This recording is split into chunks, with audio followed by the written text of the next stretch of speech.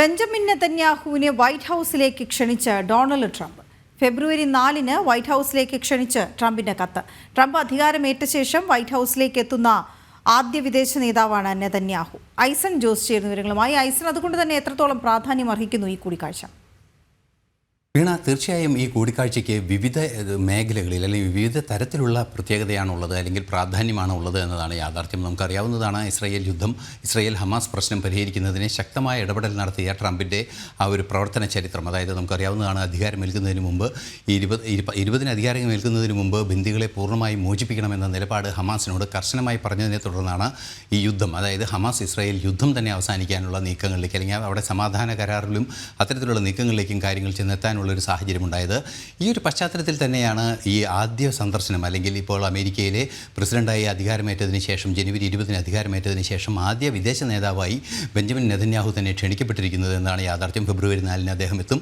ഇത്തരത്തിൽ, അതായത് ക്ഷണിക്കാനുള്ള നീക്കങ്ങളുണ്ട്, അല്ലെങ്കിൽ വൈറ്റ് ഹൗസ് സന്ദർശിക്കാനുള്ള സാധ്യതകൾ തുടർന്നു വരുന്നു എന്ന വാർത്തകൾ കഴിഞ്ഞ ദിവസം തന്നെ പുറത്തു വന്നിരുന്നു. ഇന്നിപ്പോൾ അതിൻ്റെ ക്ഷണവും, ഔദ്യോഗിക ക്ഷണവും, അതുപോലെ തന്നെ സന്ദർശന ദിനവും പുറത്തു വന്നിരിക്കുന്നു, ആ വിവരങ്ങൾ പുറത്തു വന്നിരിക്കുന്നു എന്നതാണ് ഏറ്റവും പുതിയൊരു സംഭവ വികാസം ഇത് സംബന്ധിച്ചുള്ളത്.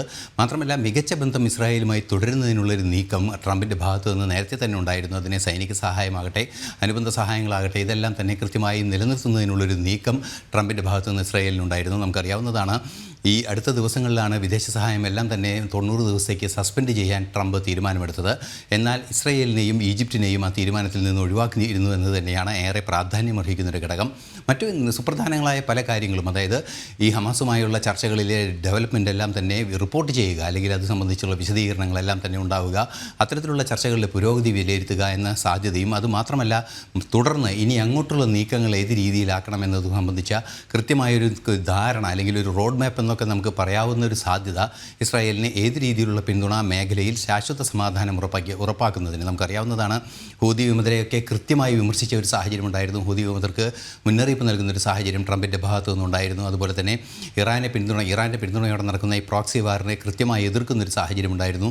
ഏറ്റവും നിർണായകമായൊരു വിഷയം, ഈ ഹമാസിലെ തന്നെ പാലസ്തീൻ അതിർത്തിയിലെ പാലസ്തീനിൽ കഴിയുന്ന ഹമാസിൻ്റെ ഗാസയിൽ പരിധിയിൽ കഴിയുന്ന പാലസ്തീനികളെ ഈജിപ്തിലേക്കും അതുപോലെ തന്നെ ജോർദാനിലേക്കും മാറ്റുന്നത് സംബന്ധിച്ചൊരു നിർദ്ദേശം ട്രംപ് മുന്നോട്ട് വെച്ചിരുന്നു. ഇതിന് ചില അനുകൂല നിലപാടുകളൊക്കെ പലരും ഇസ്രായേലിൽ എടുക്കുകയും ചെയ്യുന്നുണ്ട്. അക്കാര്യങ്ങളെല്ലാം തന്നെ കൂടിക്കാഴ്ചയിൽ ചർച്ചയാകുമെന്നാണ് മനസ്സിലാക്കാൻ സാധിക്കുന്നത്.